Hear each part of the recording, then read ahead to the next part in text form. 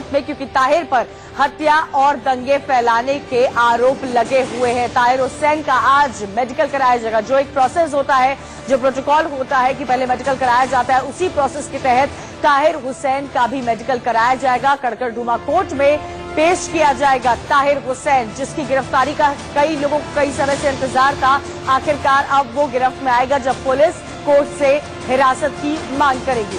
आगे बढ़ते हैं। दिल्ली दंगे का मास्टरमाइंड माना जाने वाला ताहिर हुसैन आखिरकार दिल्ली पुलिस की गिरफ्त में आ ही गया है, लेकिन ये खुद में एक सवाल है कि ये दिल्ली पुलिस की कामयाबी है या फिर ताहिर की अपनी कोई रणनीति कि वो गिरफ्तार हुआ है।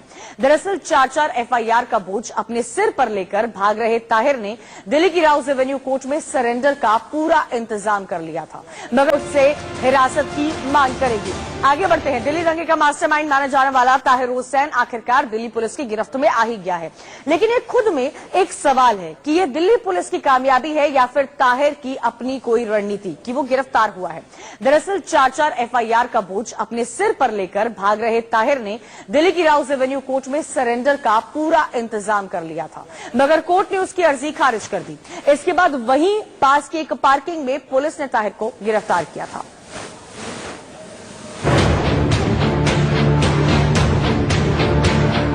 दस दिन से जिसकी तलाश में दिल्ली पुलिस दर दर भटक रही थी, आखिरकार वो ताहिर हुसैन गिरफ्त में आ गया। दंगे के मास्टरमाइंड ताहिर हुसैन को दिल्ली पुलिस ने अच्छे खासे ड्रामे के बाद धर दबोचा। सरेंडर पुलिस के सामने किया है, तो जब पुलिस करती है तो उसको अरेस्ट ही करती है पुलिस, क्योंकि अरेस्ट करने के बाद ही वो उसे जांच करेंगी, उनसे पूछताछ करेंगी। ताहिर हुसैन खां की एक इमारत से ऐसे सबूत मिले थे जो सीधे तौर पर ताहिर को दंगों का मास्टरमाइंड बनाते हैं। उस वक्त ताहिर खान ने खुद को बेकसूर बताया था। पहले सुनिए ताहिर खान कैसे खुद पर लगे आरोपों को दरकिनार कर रहा था। उसके बाद ताहिर ने गिरफ्तारी से पहले जो सरेंडर का ड्रामा किया था वो आपको बताएंगे।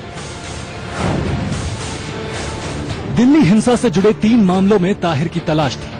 ताहिर के वकील के मुताबिक ताहिर ने राउज एवेन्यू कोर्ट में सरेंडर अर्जी लगाई थी, जिसे कोर्ट ने खारिज कर दिया था। जज ने कहा था इस अर्जी पर सुनवाई का जुरिस्डिक्शन नहीं बनता है, लिहाजा अर्जी खारिज की जाती है।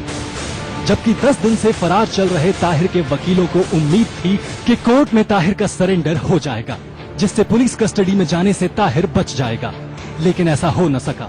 सरेंडर अर्जी पर सुनवाई के दौरान ताहिर हुसैन के वकील ने कहा था कि कोर्ट या तो कोई ऑर्डर कर दे या फिर किसी दूसरे कोर्ट में अर्जी को ट्रांसफर कर दे, लेकिन ऐसा हो न सका। इसके बाद ताहिर जैसे ही कोर्ट की पार्किंग में गया, उसे क्राइम ब्रांच ने गिरफ्तार कर लिया। कोर्ट में जो हमने एप्लीकेशन लगाई थी, जज साहब ने उसकी एक कॉपी स्टेट को दी थी। पीपी साहब ने एप्लीकेशन को पढ़ा और पीपी साहब ने ये कहा कि हमको ऑब्जेक्शन नहीं है, अगर ये कोर्ट में सरेंडर करते हैं हम इन्वेस्टिगेशन ज्वाइन करवा लेंगे। लेकिन जज साहब ने एक इशू रखा कि ये एप्लीकेशन यहाँ पर कैसे मेंटेनेबल है, तो जज साहब ने उस मेंटेनेबल का इशू रखे। पीपी साहब की सबमिशन सुनी, हमारी सबमिशन सुनी, उन्होंने कहा ये एप्लीकेशन मेंटेनेबल नहीं है, लेकिन आप फ्री हैं, कहीं भी आप सरेंडर करें या ज्वाइन कर लें जो भी इन्वेस्टिगेशन। आरोपी पार्षद ताहिर हुसैन को राउज एवेन्यू कोर्ट की पार्किंग से कार में बैठाकर क्राइम ब्रांच की टीम रवाना हो गई, जहां से उसे क्राइम ब्रांच के ऑफिस में ले जाया गया, जहां उससे पूछताछ की जा रही है। दरअसल दिल्ली पुलिस को भी ताहिर का सुराग नहीं मिल पा रहा था, लेकिन जब न्यूज चैनल पर देखा कि ताहिर सरेंडर के लिए कोर्ट जा पहुंचा है, तो क्राइम ब्रांच की एक टीम भी एक्शन में आ गई और ताहिर को धर लिया। Bureau report, India news. आपको बता दें कि 2 रोज पहले दिल्ली हिंसा में पुलिस पर रिवॉल्वर तानने वाले शाहरुख की शामली से गिरफ्तारी, और आज दिल्ली की अदालत के पास से ताहिर को पकड़ने को कुछ लोग दिल्ली पुलिस की कामयाबी नहीं मान रहे हैं, बल्कि ये कहा जा रहा है कि ये दोनों मामले में पुलिस से दोनों आरोपियों के नजदीकी लोग बात कर रहे थे, और जब सब तय हो गया तो गिरफ्तारियां हो गई। वैसे ताहिर के खिलाफ सबूतों का जखीरा उसके घर पर ही दिखा था। आज हम आपको फिर उसी घर पर ले चलते हैं जहां हिंसा के सामान देखकर देश दंग रह जाएगा। तलाश की जा रही है, कहां है ताहिर हुसैन, उससे कोई संपर्क हो नहीं पा रहा है। हम लोग उस इमारत में जा रहे हैं जो ताहिर हुसैन की है, अंदर चल रहे हैं, आपको अंदर लेकर के चलेंगे और दिखाएंगे तस्वीरों में तमाम चीजें कि यहाँ पर किस तरीके के हालात थे। ये खाली जगह है पूरी, अब आगे लिए चल रहे हैं और यहाँ पर भी कुछ एक चीजें जली हुई नजर आ रही हैं हमें। यहाँ से हम कोशिश कर रहे हैं कि छत पर पहुंच पाए। देखिए कांच टूटे हुए हैं। इस वक्त हम आम आदमी पार्टी के स्थानीय निगम पार्षद ताहिर हुसैन की घर की छत पर मौजूद हैं और ये जगह जो कहलाती है खजूरी खास चांद बाग के ठीक सामने वाला ये इलाका है और यहाँ पर हम छत में मौजूद हैं। यहाँ पर आना हमारे लिए इसलिए बेहद जरूरी हो गया था क्योंकि जो तस्वीरें लगातार वायरल हो रही थी सोशल मीडिया पर, उसमें दावा किया जा रहा था कि ये इमारत ताहिर हुसैन की है और इसी के चलते हम यहाँ पर इस बात की तस्दीक करने के लिए पहुंचे। पता चला कि ये बिल्डिंग ताहिर हुसैन की ही है, लेकिन ताहिर हुसैन लगातार ये दावा करते रहे कि यहाँ पर जो दंगाई है वो उनकी छत पर जबरन चढ़ा है। लेकिन यहाँ पर जब हम छत पर पहुंचे तो तमाम चीजें हमने देखी। ये जो क्रेट है, इस क्रेट में कोल्ड ड्रिंक की बोतलें रखी हुई हैं, उनमें इस तरीके से कपड़ा लगाया गया है और अंदर डीजल, पेट्रोल, इस तरह की चीजें हैं। तो ये काफी ज्यादा ज्वलनशील पदार्थ है। देखिए इसमें तेजाब भी है और इसी तरीके से तमाम बोतलें हमारे सामने रखी है, तैयार करके पहले से ये रखी गई थी। इस तरीके से तमाम क्रेट्स हमने देखी हैं, यानी कि ये पेट्रोल बम हमारे सामने बिल्कुल तैयार है। देखिए एक नहीं, दो नहीं, दर्जनों बोतलें जिनमें पेट्रोल है और इस तरीके से तैयार रखी गई हैं पेट्रोल बम की ये तमाम बोतलें। इसके अलावा इस क्रेट में आप देखिए पत्थर रखे हुए हैं। ऐसे ही तमाम कट्टों में पत्थर भर भर के यहाँ पर लाए गए थे और काफी सारे अभी भी हैं।